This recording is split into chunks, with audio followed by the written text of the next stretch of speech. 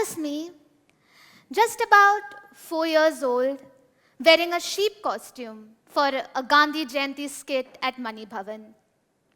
A tiny version of myself delivering lines about Gandhiji's stand against animal abuse.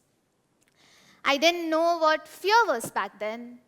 I could barely pronounce the words I was saying. But when I walked off that stage, even though I didn't win, I felt something shift. A tiny voice inside said, "You did it. You showed up." And then they handed me a mic again, this time to anchor Annual Day, and again, and again. By the time I graduated from pre-primary, I was given a tag that felt far too grand for my little self. Orator Lakshmi. I didn't understand it then, but maybe this is exactly where my journey began. That quiet bond between me, my words, and my audience. From there, it was baby steps, elocutions, class presentations, good morning to one and all at school assemblies. I didn't always win. I often lost. But I kept showing up. I started learning. Then, plot twist. I moved to a new school. New people, new systems, new everything. I remember my first day. I was walking through the corridor, gripping my timetable like it held the meaning to life. How do you start from scratch when no one knows your story? How do you show them who you really are? It's not easy, is it? I used to sit at the back, unsure of when to speak, afraid of messing up. But I knew I did not want to hide. So, I raised my hand in class once, twice, volunteered to read during a school assembly, signed up to host a school event.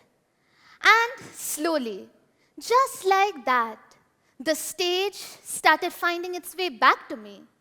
Or maybe I found my way back to the stage. I found people who saw me, not just for how loud I speak, but for the passion beneath my words. Hello, ladies and gentlemen. I'm Lakshmi Krishnan, and I've always been in love with the power of words, how they can inspire, connect, and lead. Welcome to my theater today. All the world's a stage, and all the men and women merely players. Sounds familiar, right? That is Shakespeare. But life, that's the real theater. It was my aunt's wedding. I was peacefully munching on samosas, minding my own business without a care in the world. Suddenly, my mom swoops in like an anxious hawk and tells me, "Lakshmi, the MC couldn't make it." I blink. Okay, so you're the MC now. And no, you don't get to say no. Before I could even blink, I was handed a microphone, a Bollywood playlist, and the monumental task of entertaining 500 very well-fed and opinionated wedding guests. No script, no plan, no clue of what in the world I was doing. So, I did the one thing I possibly could do. I began talking. I welcomed people on stage. I cracked a few jokes that even I couldn't fully understand. I hosted a few events. I even hosted an impromptu dance-off featuring an uncle who genuinely believed he was Hrithik Roshan. By the end of the night, people came up to me saying things like, "Lakshmi, that was amazing. So well planned." Planned? Really? That night taught me two unforgettable lessons. One, Indian weddings are the Olympics of improvisation. And two, public speaking isn't about memorizing a neat little script. It's about trusting your voice when things don't go as planned. Because life rarely hands us a perfect speech. Sometimes you're handed the mic when you least expect it. Sometimes your slides don't work. Sometimes your voice shakes. Or sometimes you completely blank out mid-sentence.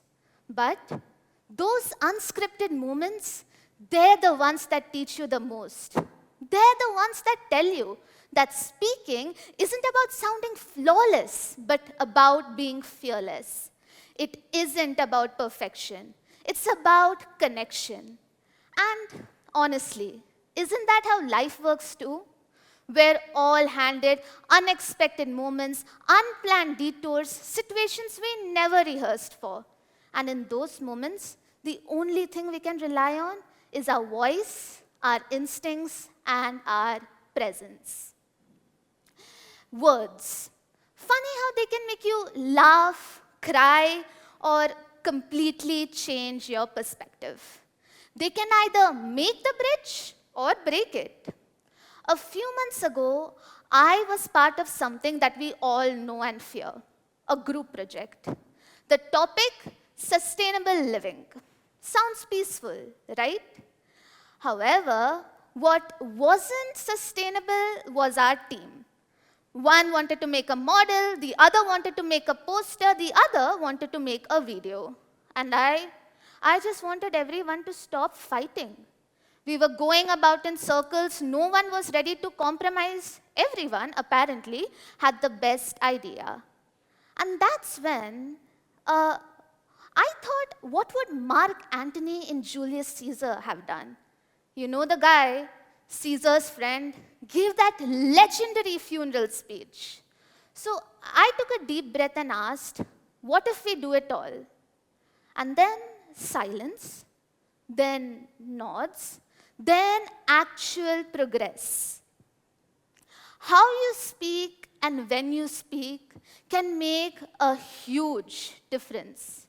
But more importantly, communication can be so powerful when it brings people together as a team.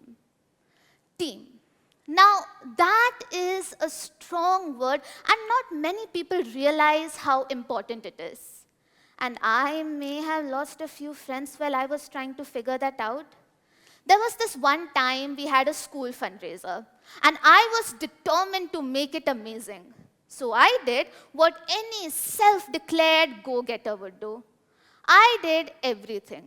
Color-coded posters, detailed agendas, you name it, I had it. On the day of the prep meeting, I confidently presented everything. But the room, it went silent, like awkward silence.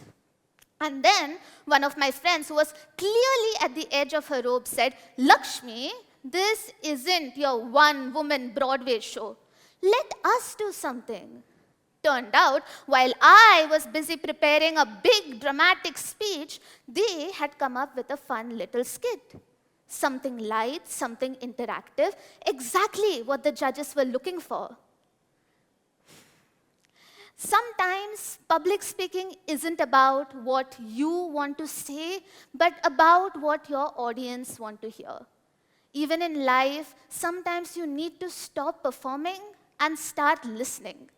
Because the best stories and the best moments are the ones that we create together. Just like a play, behind the curtains there are actors, directors, stagehands, a tech crew who can find that one missing prop seconds before the curtain rises. That's life. That's public speaking beyond what you see. It's not about being the star. It's about knowing when to speak, when to listen, and how to hold the place so everyone else can shine too. Let me take you to another moment. Big school presentation. I had rehearsed for weeks. Slides, perfect. Transitions, chef's kiss. Until the projector froze. Blank screen, nothing. And I just stood there, staring at the crowd, aka my teacher's very unimpressed reaction. And that's when, in the haze of my panic-stricken mind, a voice from drama club whispered, "The show must go on." So I smiled to my audience like I totally meant for this to happen.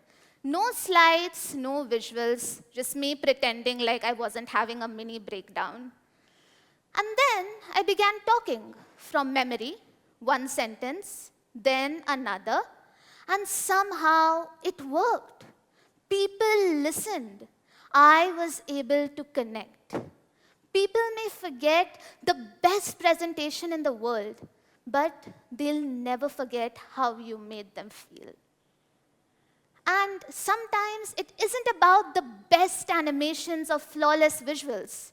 Sometimes it's about you, your voice, your presence, your story. And you know what's funny? Shakespeare's characters, they're just like us. They dream, they doubt, they mess up, and then they start again. Take Julius Caesar, for instance. He was bold, he was ambitious. And honestly, I felt that. Remember the fundraiser event? Or Brutus. Poor Brutus. He just wanted to do the right thing, but got lost in the noise. And I've been there. We were prepping for a big inter-school debate competition. The topic, technology is a threat to creativity. And our team had the potential to crush it. But our lead speaker, let's say he sounded as robotic as the AI we were debating about. I had a few ideas, better angles, a few zingers that could completely flip the table onto our side. But I didn't speak up. Not my place, I thought. Let's not mess with the team dynamics. And y'all can pretty much guess. The opponent team steamrolled us. Silence is a choice. Silence is a performance of its own and not always a good one. Public speaking or life isn't about being the loudest in the room. It's about knowing when to step into your spotlight and speak up, even if your voice shakes a little. And then Hamlet. Polonius famously declares, "To thine own self be true." Those lines used to sound so poetic to me, but now they hit deep. Because being true to yourself is one of the hardest things to do. We all wear masks. I know I do. There were times I pretended to be okay in school when I wasn't. Times I nodded in meetings when I had no clue what was going on. Times I cried in the bathroom for hours after messing something up that felt so big at that moment. But those moments, they shaped me. They showed me who I really am. They helped me be more me. And then we have King Lear. He just wanted to have and do the right thing, but forgot to listen. And honestly, that scares me. It's so easy to get caught up in your own drama, in your own lines, that you forget to listen. So let's take this from stage to strategy. How do you implement all of this? You're pitching an idea. Don't just dump facts, tell a story. People don't remember slides, but they do remember stories. And hey, stage fright, it's real. I used to shake before elocutions, competitions, but slowly confidence grew. Remember, confidence is built, not born. So, even if you're a 4-year-old wearing a sheep costume and talking about Gandhi, or a teenager convincing a very sweaty uncle to dance during a wedding event, your voice matters. It may not always come out as polished. It may crack, it may ramble, or it may accidentally rhyme. But if it's you and if it's honest, people will listen. And hey, stage isn't about some perfect spotlight.